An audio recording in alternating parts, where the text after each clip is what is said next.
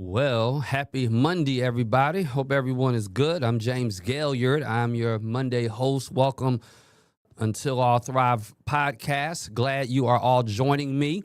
I'm hitting buttons in the studio, making sure everything is working. Cameras are working. Microphone is working. I'm ready to talk, y'all. I got a lot on my mind because I'm about sick and tired. I usually don't get sick and tired like this. And, well, I shouldn't say I don't usually get sick and tired. I don't usually get this sick and tired this quick, but I'm sick and tired. Tell you why in a little bit.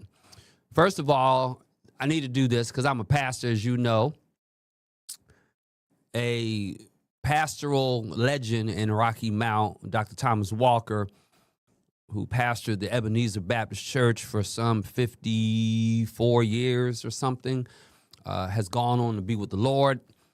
And his funeral will be on Saturday, September 27th, viewing at 10 a.m. and funeral at 12 noon at the Rocky Mount Event Center. So just lifting up his wife, children, grandchildren, family, the Ebenezer Church family. This is hard. And so I want to lift them up. I want to ask that you keep them in prayer as well.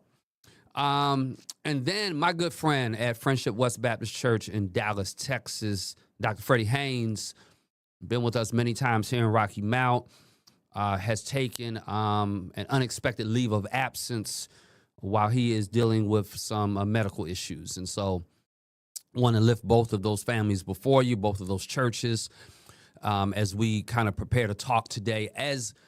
And please go ahead and share this, subscribe to my YouTube channel at James D. Gailliard, and you can reach me on all the social media platforms at JD Gailliard, at JD Gailliard. Wait a minute, I've got some fancy button now I can hit, and my name I think is going to pop up. There you go, at JD Gailliard. So today, let me tell you what I'm sick of.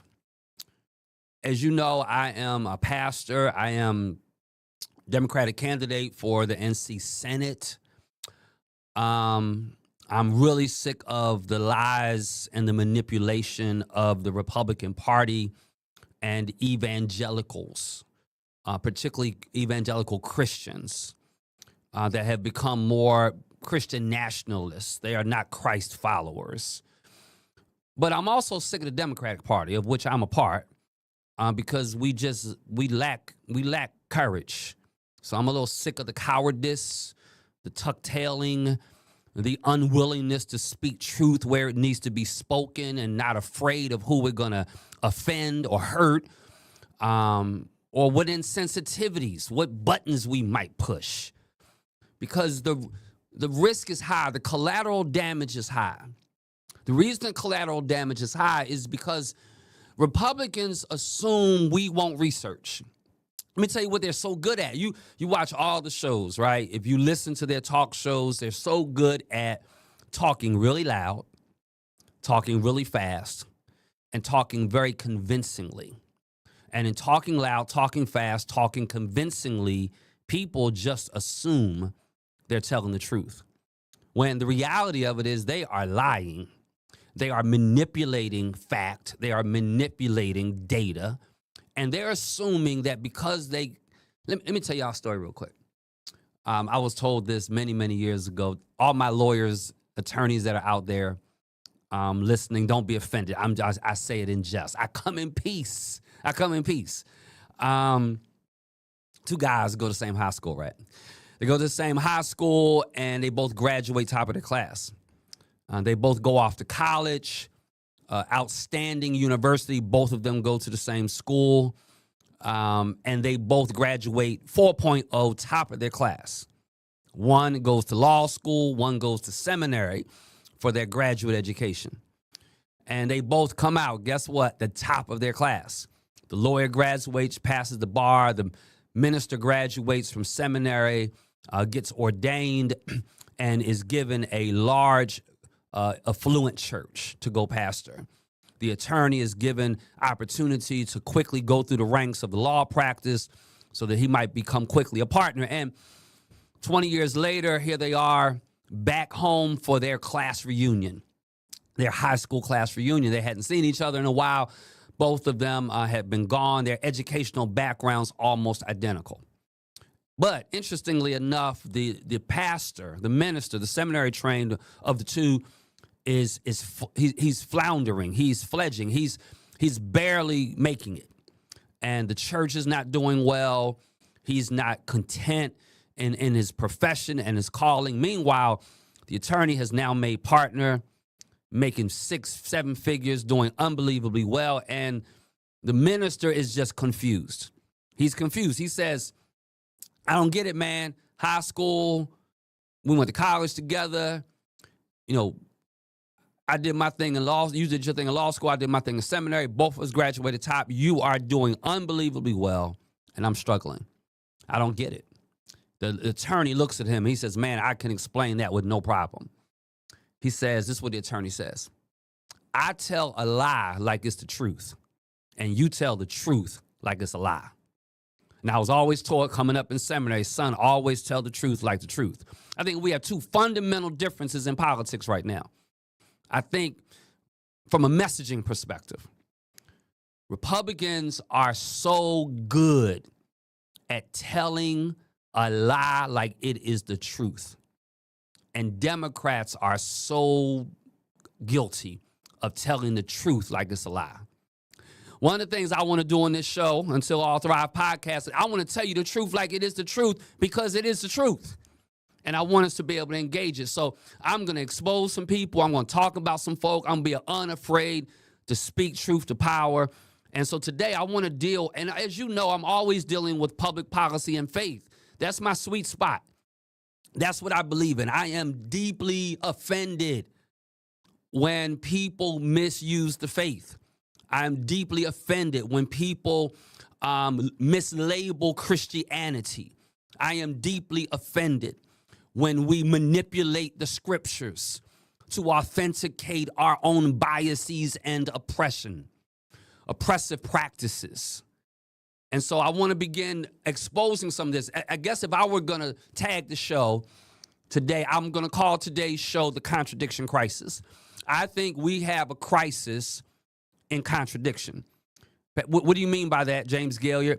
When I say we have a crisis in contradiction, what I'm suggesting to you is that there are things going on nationally and within North Carolina, within our state, and I think we are living in a moment of profound moral contradiction.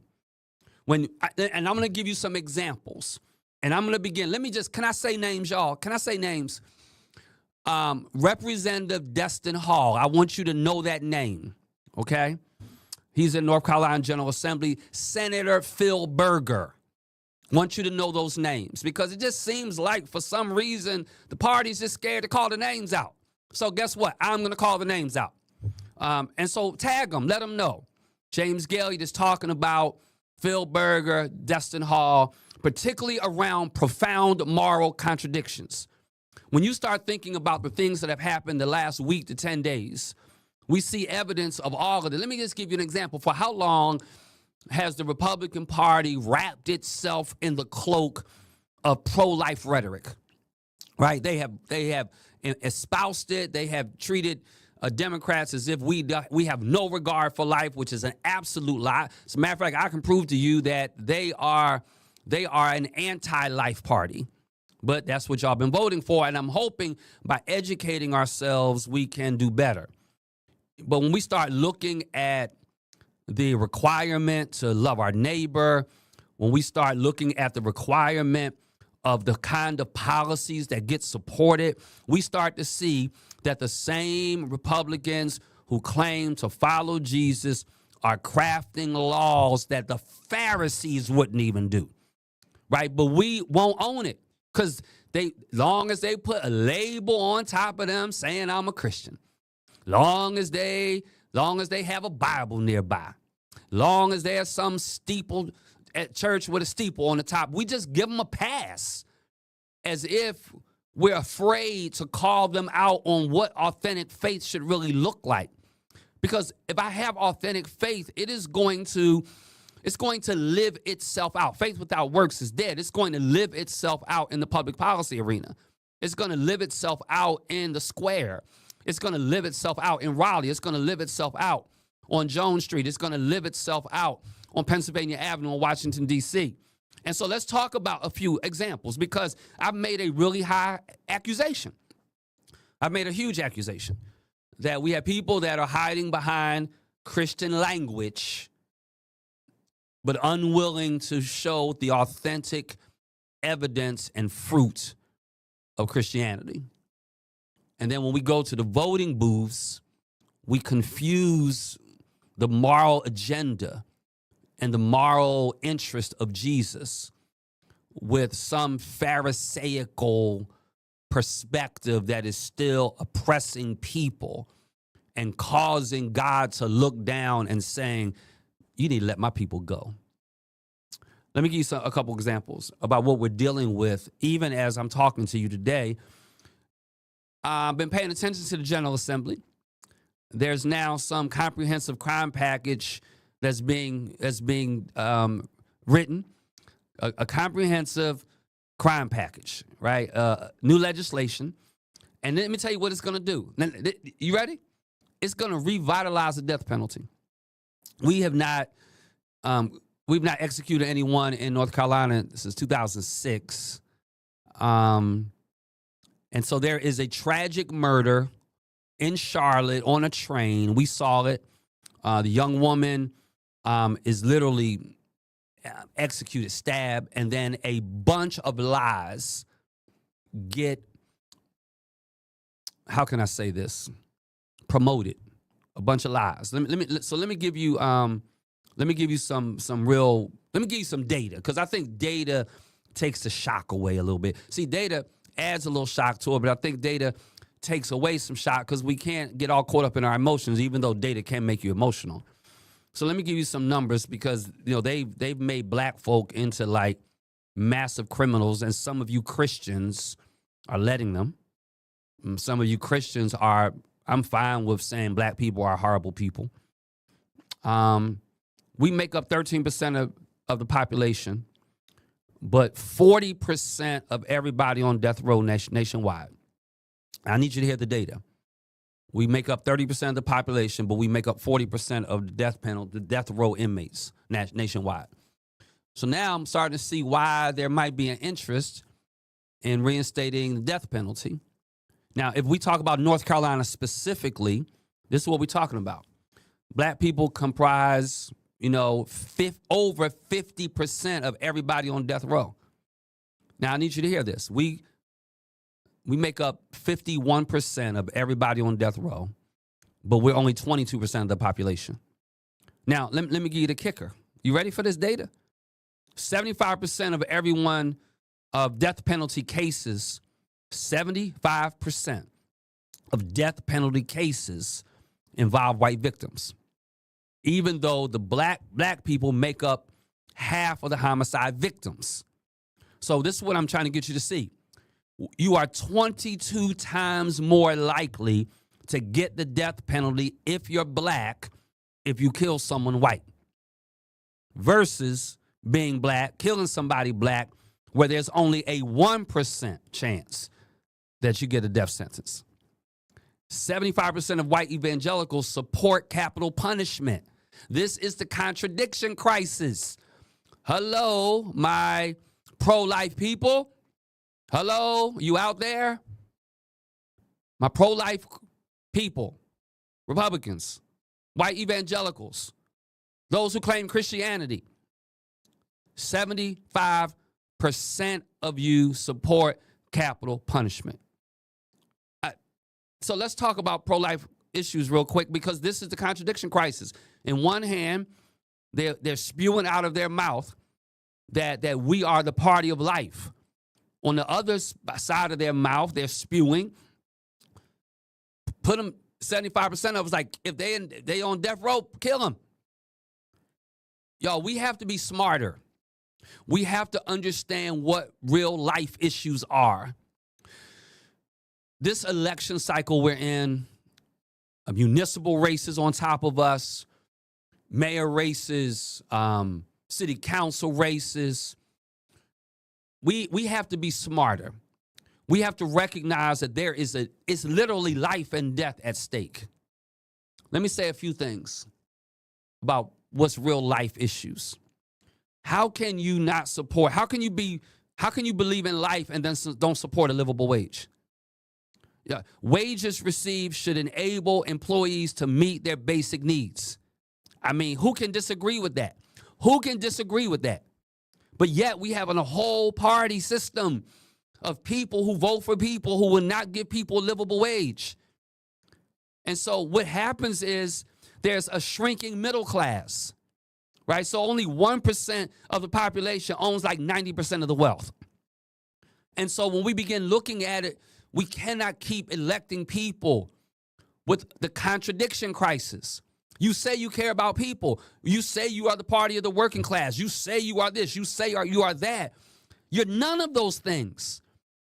You are pro-power, pro-money, but not pro-people. And for my white friends that listen to my show that will share this, you have to wake up and stop voting for people that are not protecting your own interests. You think you better off by seeing black people hurt.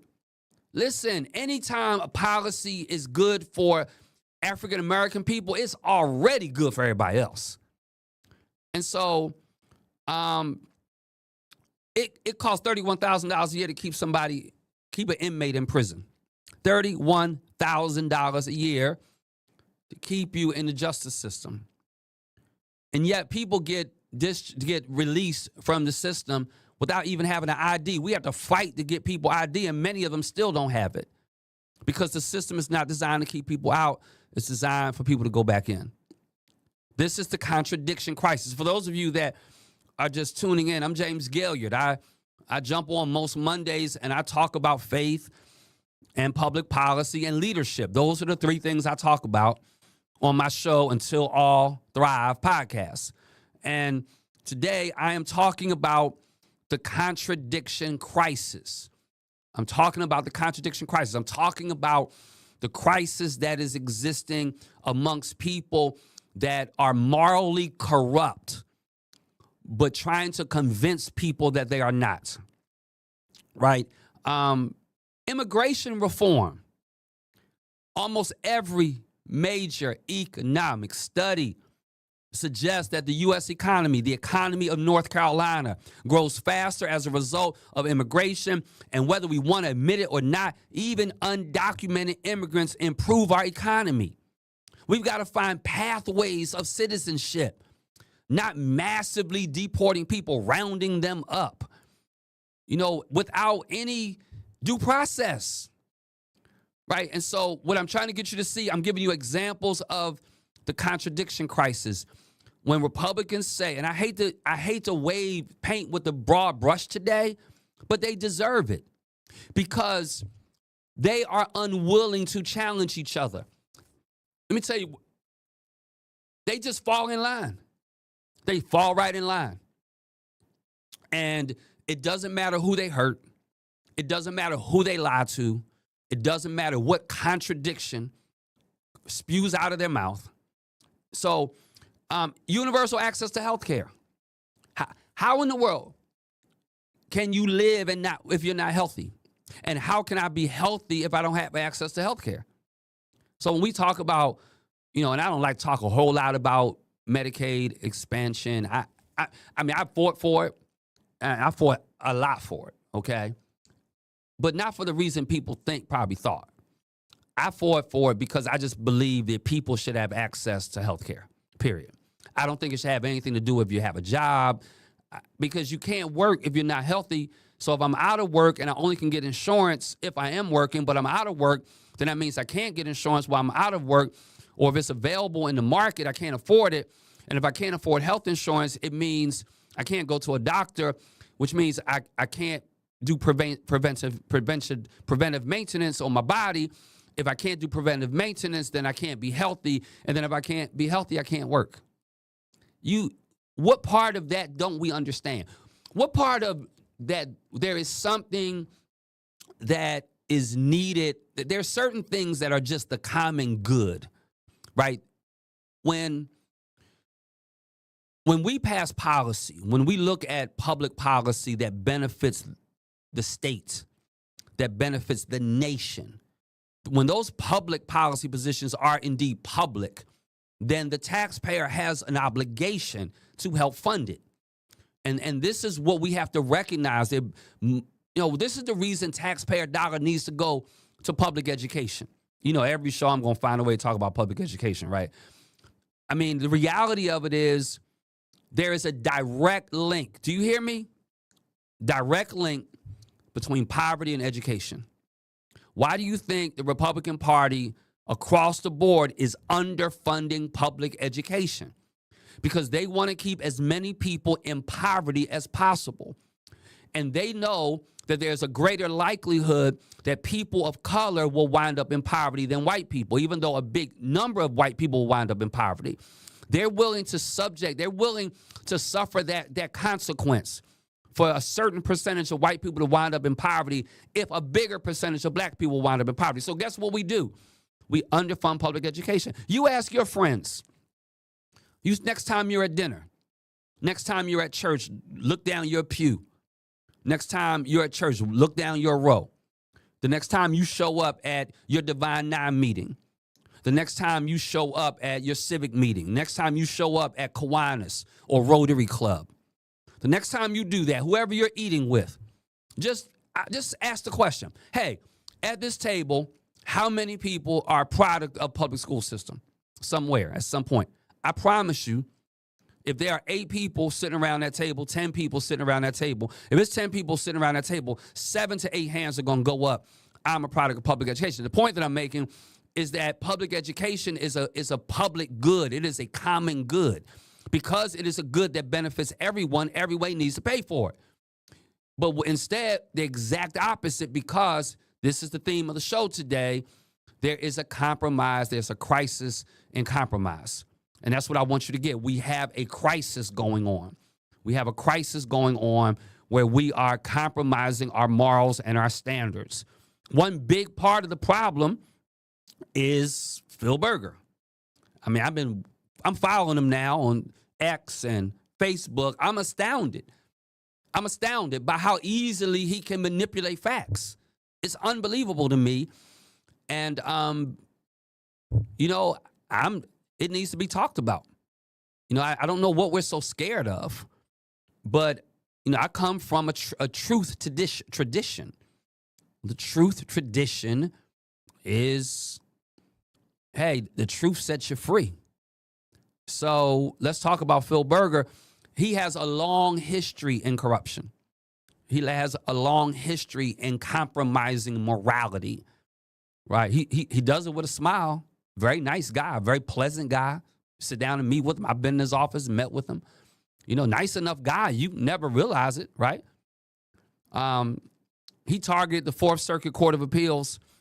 He so suppressed vote in North Carolina that the Fourth Circuit Court of Appeals ruled that it was done. He excluded, listen to this, he excluded many of the alternative photo IDs used by African Americans. Eliminated early voting, including souls to the polls, which is a Sunday tradition. This is a faith tradition. We're talking about faith in politics. We're talking about the crisis in corruption, the crisis in compromise, the crisis in contradiction. A faith tradition of the African American church is you go worship on a Sunday during early voting, and then y'all put vans in motion, and everybody goes to the polls together. Right? It's a tradition, a faith tradition. I want you to hear this. Republican legislators who claim faith use the claim of faith to target the faith of other groups of people so that they can oppress those people by gerrymandering the districts, by putting in force laws around voting that will hinder access to voting. And so that's just the bottom line. Now, that was what, 2016. Fast forward to 2025, where we are right now. Let me bring you current. People don't change their stripes, y'all. Phil Berger is making an allegation And it's offensive to me because I sat on the task force for racial equity and criminal justice. So I'm not telling you something I think I know. I'm telling you something I know. And so when the woman is tragically killed, the Ukrainian woman is tragically killed in Charlotte, he calls for a repeal, if you will, of the Task Force for Racial Equity and Criminal Justice. He calls the evidence-based reform recommendations. I sat on the committee. Every committee, every recommendation was evidence-based informed, right? And he says the recommendations were, I'm quoting him, atrocious policies. Now, let me tell you something. Come on, let me tell you something. There were Republicans, Democrats, sheriffs, district attorneys, victims advocates, legislators. It was a large committee. I don't even know what, 30 or 40 of us that were so diverse in our political opinion. Let me tell you, we had battles. And he calls the policies a perverted vision of equity and social justice. This is his words, a perverted vision of equity and social justice. Let's process that. I'm trying to prove to you on today's show that there is a crisis. There's a crisis going on. There's a crisis around corruption. There's a crisis around contradiction. And that's today's theme of today's show, the contradiction crisis. People that are claiming the name of Jesus who has a fruit that looks like Satan's. I'm talking about Senator Phil Berger. Specifically today, I'm going to get to Dustin Hall in a little while. Y'all can connect the dots all you want. This issue goes on nationally. So he says it's a perverted vision of equity. Let's see. Is he right or is he wrong? The recommendations of Task Force for Racial Equity and Criminal Justice are a perverted vision of equity. So let's talk about what's really perverted. What's really perverted is a system where black men have a 1 in 5 lifetime risk of imprisonment. It's not because you look in my face, hold up, look in my face, and you tell me if there were a white person sitting here next to me, you mean to tell me that you really think this man you're looking at has a greater propensity toward crime than a white man that you might be looking at? But yet the data says 1 in 5 lifetime risk of imprisonment. That means we have made race a criminal penalty, a crime. We have made poverty a crime. So African Americans are incarcerated 6 times the rate of whites in North Carolina. We are incarcerated at 6 times the rate of whites in North Carolina. Black men receive federal sentences that are 14% longer. I need you to hear this. We receive federal sentences that are 14% longer than a white person receives for the exact same crime. Black man and white man commit the same crime, have the same background, same history, and the black man's sentence is going to be 14% longer. So you tell me, in what world is that right? You know, the white man gets 40 months for a crime. I'm just throwing this out hypothetically. And just 10% of 40 months is another 4 months, right? So 14%, the white man gets 40 months and the black man gets 46 months, half a year longer, right? So let's talk about, that's Phil Berger. It's 5:30. Listen, y'all, this is James Gailliard, and you are watching and listening to the Until All Thrive podcast. Hey, follow me on all the social media platforms at JD Gailliard. Today, I am talking about a crisis that exists in our systems, a crisis that exists in our political system. It is it's the crisis of contradiction. It is the contradiction crisis. The contradiction crisis is those who claim to be most moral are really the least moral. Those who claim to be looking out for the common good are really only looking out for a hand select group of people. I mean, you think about DEI, that's a whole nother show. You look at Trump's cabinet. There's not a qualified man. There's not a qualified white person on the cabinet. Not one. And so the reason that there's an anti-DEI initiative is to create space for unqualified people. Because people like me don't then get invited to the table, so you don't have to worry about competing against people like me who are actually qualified. So let's talk about Dustin Hall. He's the youngest. I want you to know these names. I want you to pay attention to their rhetoric. They're going to sound so convincing. They're going to, oh my goodness, they're going to come across like they are the most well-intentioned people in the world. So much of what they say is going to be a crisis of contradiction. And that's what I want us paying attention to. Youngest speaker in our House, in North Carolina General Assembly. He's been the youngest speaker in over 200 years. He's the one who really pushed that House Bill 10 that required sheriffs to cooperate with ICE detainer requests. I've done a whole show on that, so I'm not going to get into those details today anymore. Dustin Hall, he says he ends what he calls the insanity of sheriffs deciding not to work with federal authorities. But here's the issue. And this is the contradiction crisis. Dustin Hall says there's insanity of sheriffs deciding not to work with federal authorities. But there's no energy, no outrage for federal authority when Trump was trying to overturn election results. So he literally is trying to force an overturning of an election. Not a word.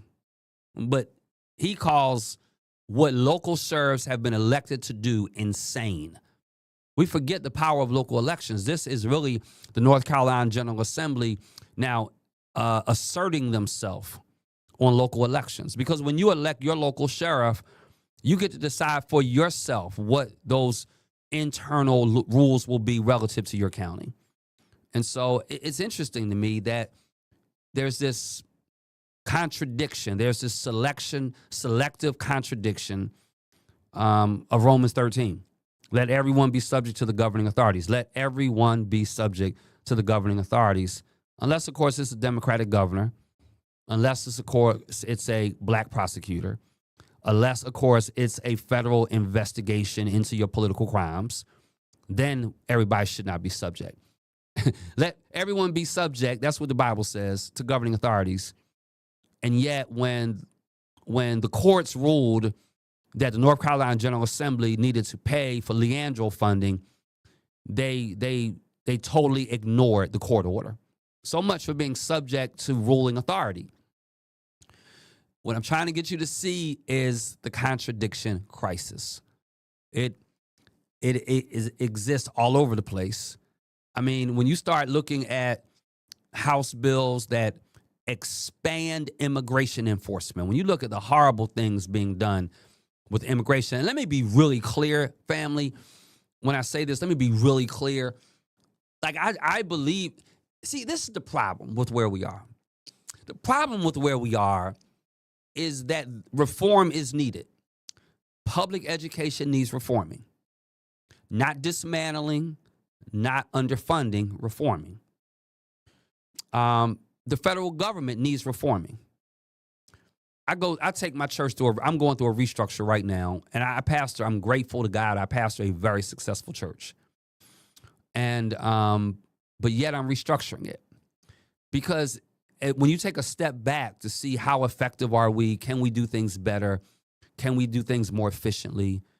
Are we doing too much of the wrong thing? Are we doing not enough of the right thing? Any institution that is serious about growing and being effective, it needs to evolve. And so I'm not anti federal reform. I'm not anti public school reform. I am anti throwing a bomb at it and blowing it up. No person does that. And so that's what we're wrestling with. That is the contradiction crisis.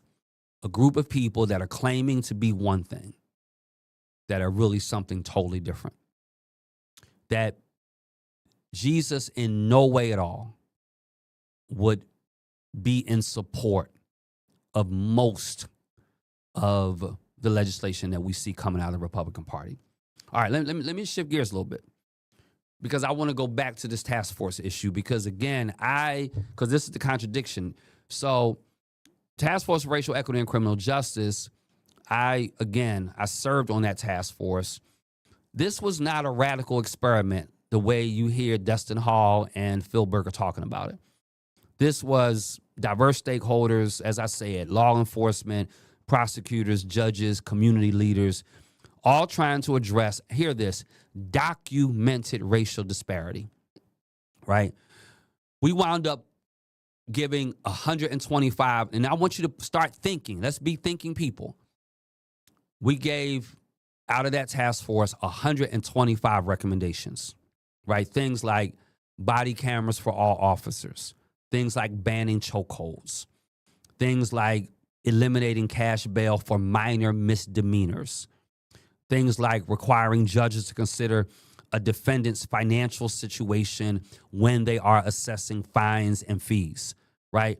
These are basic ideologies around fairness that, if we were to look at the data, other states have successfully implemented, right?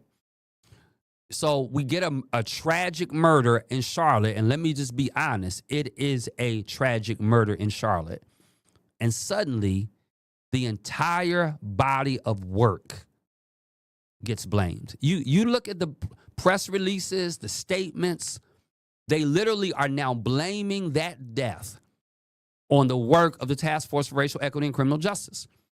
So let me tell you what they won't tell you, because they don't tell the truth. What they won't tell you is violent crime is actually decreasing 4.5% nationally since 2024. Homicides have decreased by 16%. We're at or below pre-pandemic crime levels in most categories. But this is what I want you to understand. Facts don't feed fear.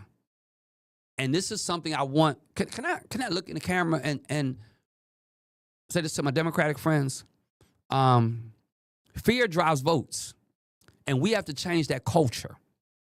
And so what's happening is that they won't give facts because facts don't feed fear. And they need fear to drive votes, which means we have to challenge every lie with the truth. And we got to get a running start now, because it takes truth a whole lot longer to get around the block than it does a lie. Lie get around the block in like 10 minutes.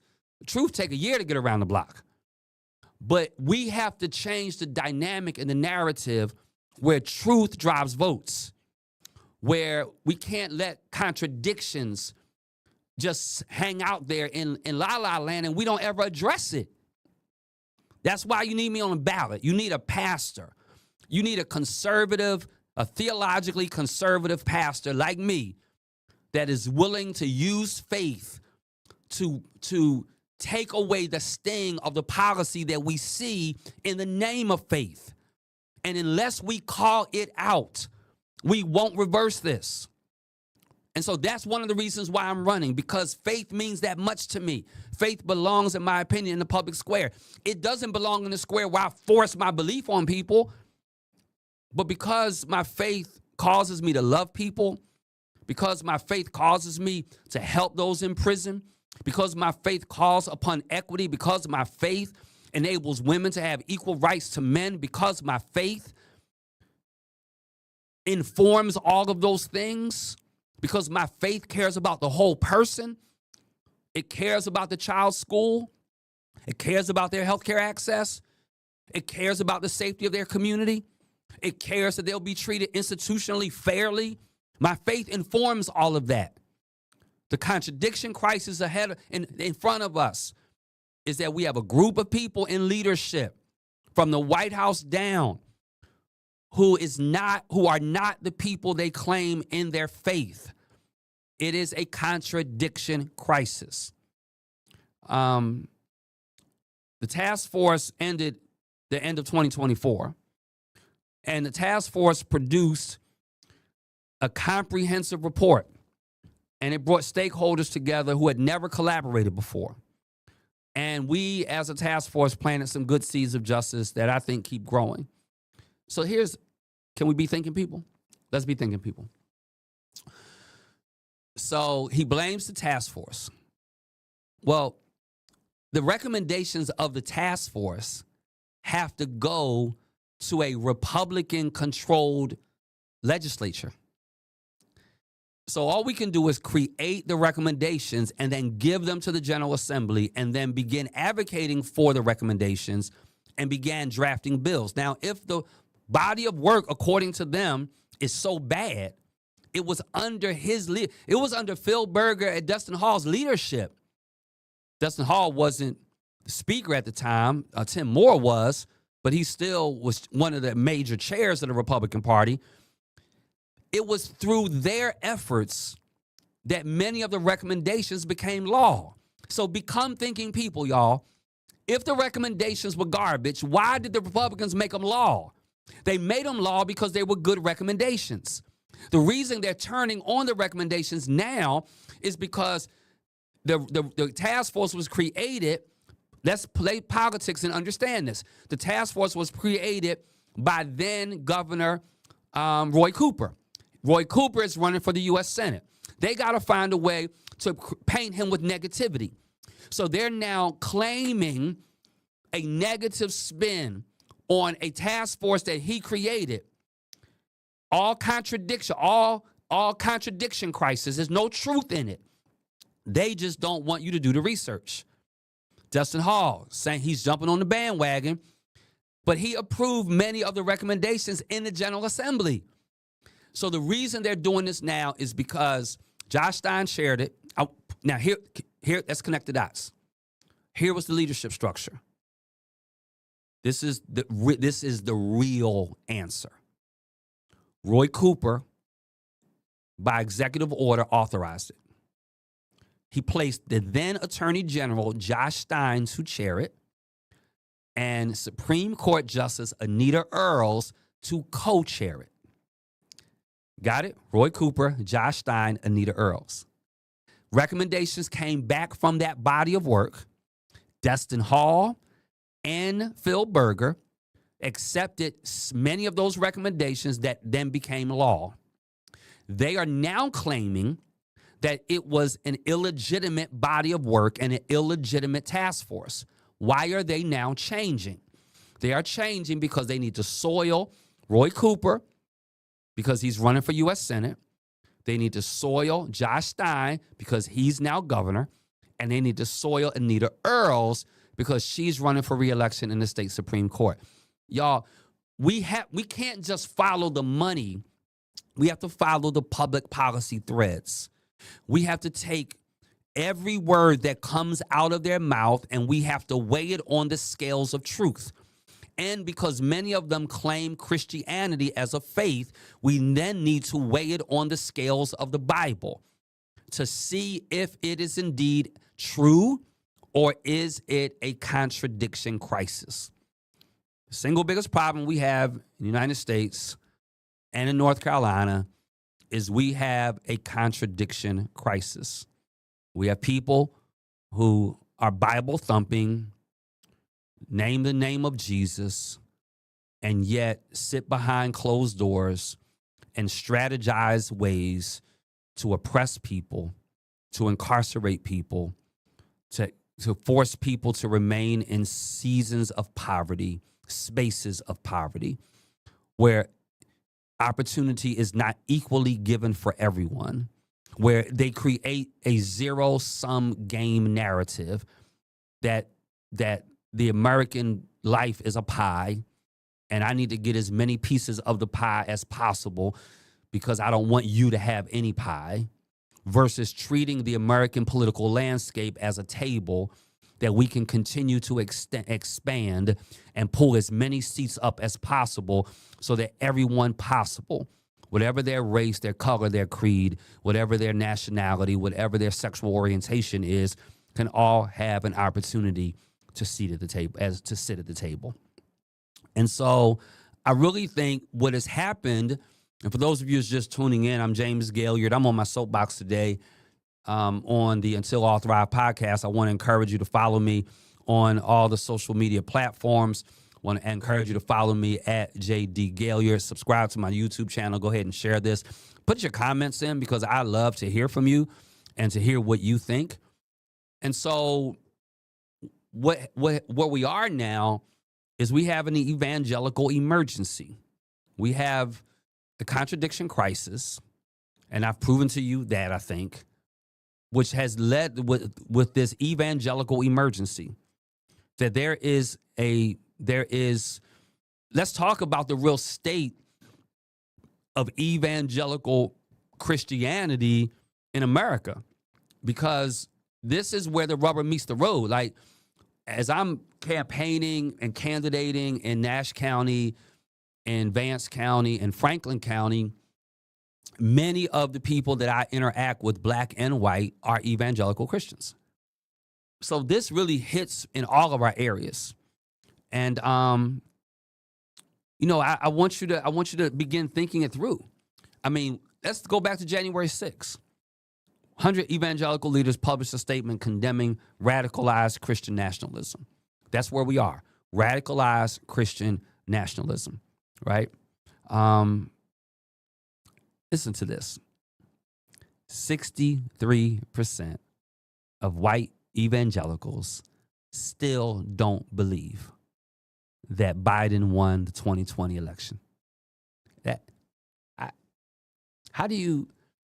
Because there is a contradiction crisis, right? We think about all of the Christian flags, all of the Jesus saved banners. I want you to see that. I drive, even here in Rocky Mount, I drive down the street and I'll see a Jesus saves flag next to a Confederate flag. I see, we've seen QAnon. We've seen rioters that literally are protesting the blood of Jesus is covering a place. It's just crazy. It's a contradiction, and there is a emergency in the evangelical church. The National Associations of Evangelicals updated their position on capital punishment in 2015, acknowledging that Christians can legitimately oppose the death penalty. They cited eyewitness error, coerced confessions, prosecutorial misconduct. I want you to hear this.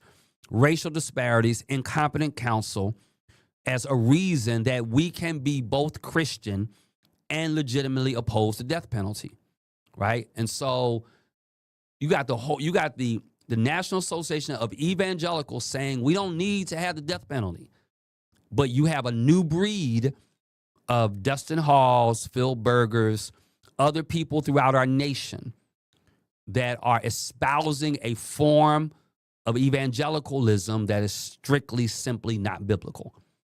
And when you know that eyewitnesses recant their statements, when you know that people get forced into a confession, when you know that prosecutors can be guilty of misconduct, when you know that counsel can sometimes be incompetent, and a person winds up on death row because of that, how, with a clear conscience as a Christian, do you kill that person knowing that there is a possibility that they are not guilty? How do I repeat the sin of the Jews and the Pharisees in the scripture who literally put Jesus to death as an innocent man? We forget the parallelisms between Christianity and what's going on in America right now. We forget the parallelisms. We forget that Jesus is a person of color that is convicted of a crime he did not commit, that was never given access to a fair trial, and was literally killed by the government. Capital punishment. We literally, our faith story informs that. And so this anti-Jesus sentiment, this emergency and crisis we have in evangelicalism really, really needs to stop. Somehow 75% of white evangelicals still support execution. 75%. It's a contradiction crisis of evangelicals still support execution while they claim to be pro-life. It is a contradiction crisis. So they will fight to force a woman to carry a pregnancy, but will not lift a finger to stop the state from killing a man. You help me make that make sense. It is a contradiction crisis, and it is the evangelical emergency. Here's the bottom line, y'all. The data doesn't lie. I said the data does not lie. So let me give you some numbers real quick, and I'm going to start probably trying to wrap up today. Black Americans experience police threats and use of force at a rate of 4.3% higher than everybody else. Black drivers are searched during traffic stops at 9% versus 3% for whites. Black people compromise 70% of the stop and frisk encounters in D.C., despite being only 44% of the population. Did you hear that? There's 70% of the stop and frisk encounters, but they're only 44% of the population. Black males are 20% less likely to receive probation than white males. It's actually 23%. Black males are 23% less likely to receive probation. This is the data, right? Death row, 2,000 people currently awaiting execution. 40% of them are black, even though only 13% of the national population, as I said at the beginning of the show. 42% are white, despite 42% are white, but they're 72% of the population. White people are 72% of the population, but only 42% of who's on death row. Yep. And when the victim is white, the defendant is 3 to 4 times more likely to get death. We have seen this recently, where the death of a white person is treated really, really differently than the death of anybody else. And nobody should be a victim of violence, gun violence, knife violence, any kind of violence. All I'm trying to say today is when it does happen, people need to be all treated the same. Y'all, we have 138 people on death row, I believe, in our state. Over half of them are black. And we spend more on prisons than we do on our entire university system. I mean, things have to change. There is a contradiction. And so as I begin wrapping up, y'all, let's just be reminded of Matthew 25. I was hungry and you gave me food. I was thirsty, you gave me something to drink. I was a stranger and you welcomed me. I was naked and you clothed me. I was sick and you visited me. I was in prison and you came to me. Jesus never said, I was in prison and you built more prisons. He never said, I was a stranger and you called ICE on me. He never said, I was hungry and you drug tested me before you fed me. He never said these things. This is why the prophet Micah says, what does the Lord require of you? To act justly, to love mercy, to walk humbly with your God. Isaiah 58, God rejected the fasting and prayer of people who oppress their workers and ignore the needs of the poor. This is what he says. Is not this the fast I choose? To loose the bonds of wickedness, to undo the straps of the yoke, and let the oppressed go free, and to break every yoke. When people call for the prayer vigil, the scriptures are clear. God is going to surface and say, I am not interested in your prayer vigils and your fasting. This comes from a pastor. And this is what I mean. If you are the reason people are oppressed, God is not trying to hear your prayer. He is trying to get you to stop oppressing people. And so we have allowed prayer to be our default when the reality of it is we can just take our necks off of people's throats, our foot off of people's throats.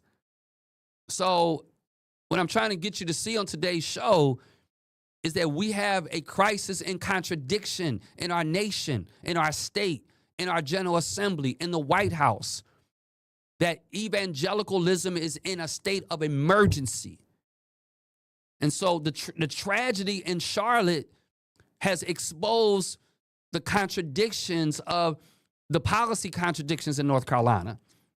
When a 23-year-old gets stabbed in Charlotte's light rail system, it becomes a flashpoint of exposing deep contradictions in North Carolina's approach to public safety, right? It's, the man, and again, I am heartbroken over this woman's death. But this is a man that should be in a mental health institution.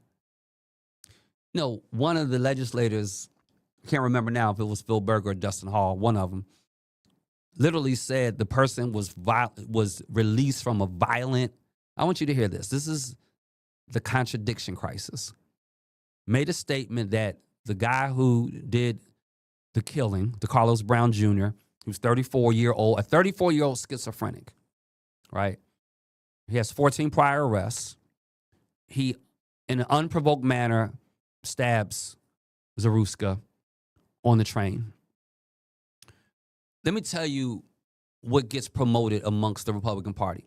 That the man was released in January, I think he said January, of a violent crime. Can I tell you what the violent crime was? He misused the 911 system. He misused the emergency management system. Now, hear me. I'm not suggesting we should properly use the 911 emergency management system. But when a sitting legislator in leadership opens up their mouths and says it was a violent crime, assuming that people will then get emotional and get afraid because they know fear drives votes, it is incumbent upon us to tell the truth. And it is incumbent upon those who are listening to my show today to do your research, to become educated around the issues, because they are going to look in your face and tell a lie like it's the truth. And I apologize on behalf of all the other Democrats who are telling you the truth like it's a lie, like we scared to tell you the truth. What you will get from my campaign is I'm going to tell you the truth. I'm going to stand up in town hall meetings and I'm going to tell you the truth. I'm going to call names. I'm going to talk about legislation. I'm going to talk about public policy. I'm going to weave the themes of faith through it and show you how there is a true contradiction in crisis and a real emergency in evangelicalism. What we really should be focusing on in the tragedy of this death in Charlotte is our mental health system. Our mental health system, there by the grace of God go you. All of you who pointing the finger, who keep acting like it doesn't matter that we fix the mental health system. Well, you tell that Ukrainian woman it doesn't matter that we fix the mental health system. It absolutely matters that we fix the mental health system. So Republicans are blaming Democrats for insufficient mental health resources, but it's the Trump administration that is cutting $11.4 billion in mental health funding nationwide, right? Including canceling grants to 4 North Carolina programs, right? So again, pay attention to the information, pay attention to all the details, because misinformation is weaponizing grief for political gain. I want to say that again. Misinformation is weaponizing grief for political gain. We saw that this week with Charlie Kirk's death, how the Republican Party weaponized grief for political gain. That in Charlotte, we see that incident generating a coordinated, I want you to hear this. This is how sick this is. This is a coordinated misinformation campaign that is prioritizing political advantage over truth. PolitiFact rated multiple claims as demonstrably false, including assertions that former Governor Roy Cooper bears direct responsibility for the death in Charlotte because of the 2020 Racial Profiling Task Force. Yeah, so all of the timelines prove the claims are absurd. So again, we have to do a better job. There is a political hypocrisy, and I'm going to start wrapping up, that's spanning a partisan divide. There's a political hypocrisy that's spanning a partisan divide. The political response is exposing glaring contradictions across party lines. We have Governor Josh Stein, who previously chaired the task force, recommending alternatives to arrest, recommending reducing cash bail, recommending a sudden call for more cops on the beat and holding violent criminals accountable, right? We've got to be really cautious around how we advocate for restorative justice. We have to keep emphasizing how we address felony crimes, and so we've got to be really, really careful about this, because we're just in a really dark, dark moment. Let me wrap up with one more statement, and I'm grateful that you are all with me today. Let me give you the implications, and I always like to end the show with a call to action. But there are implications for faith-based public policy, and I want to keep lifting that up because that's who I am. The patterns that challenge faith communities to advocate for consistent, evidence-based approaches to justice and community safety, right? The Charlotte incident reveals how political opportunism is exploiting grief while ignoring root causes, contradicting values of truth-telling, and contradicting a genuine care for vulnerable populations. We've got to keep advocating for policies that emphasize the dignity of all people, whether it's the victim like Zarutska or whether it's somebody like Brown because of his mental illness and that tragedy. We've got to advocate for everybody, y'all. And so let me tell you what we can do. And I thank all of you for joining me today on the Until All Thrive podcast. I think, first of all, we need to vote. We need to vote every election at every level, every time. We need to vote in every election at every level, every time. Phil Berger only won with 54% of the vote, and so he can be beat, y'all. We have to vote. The lines are gerrymandered, but a good vote still beats a bad gerrymander every day, every election cycle. And so we've got to show up. And even though someone like Dustin Hall is in a rural district, rural does not mean that we still can't win in rural seats. We can win in rural spaces. So number one, we need to vote. Number two, we need to organize. We need to develop coalitions. We need to collaborate. We need to really talk at the table and in our civic and social circles, talking about issues like I'm talking about on today's show. Number three, we need to educate ourselves, do the deep dive, do the data dump, figure out if what is really being communicated is true. Do not believe the first thing that comes out of their mouths because there is a contradiction crisis going on. Fourth, we need to advocate locally, right? Attend county commissioner meetings, attend city council meetings. And five, support candidates who share your values. I have given you a litany of reasons why, if you are a conservative evangelical, you should not be voting Republican. I'm going to say that again. If you are truly a conservative, Bible-believing, Jesus-loving Christian, you should not be voting Republican. One more time for my people in the back. If you are a Bible-believing, Jesus Christ following, you should not be voting Republican. I get that there's some things relative to the Democratic Party that you still struggle with, but I would argue that they have more of an alignment overall on what real Judeo-Christian values are than the Republican Party has. They're not even close. And so maybe I'll add to my show why I can be a Christian and a Democrat. I'll do that. You know what I'm going to do? I'm going to write an op-ed on why I'm a Christian and a Democrat. And I'll put it on my website. Go to my website, jamesgailliard.com. Thank you for listening to the show today. Share this with someone else. I hope that today's information was helpful. For those of you who are just jumping on, I talked about the contradiction crisis. I talked about the emergency in evangelicalism, and we called some names. So that's what we're going to do on the James Gailliard Until All Thrive podcast. I'll be sharing some highlights of this later on in the week. We'll go out on our theme song. Hopefully, I was told it wasn't playing, so not really sure I can hear it in studio. You may not be able to hear it, but we're going to go out on it. But we can name hate. Can't fix what you won't face at the gate.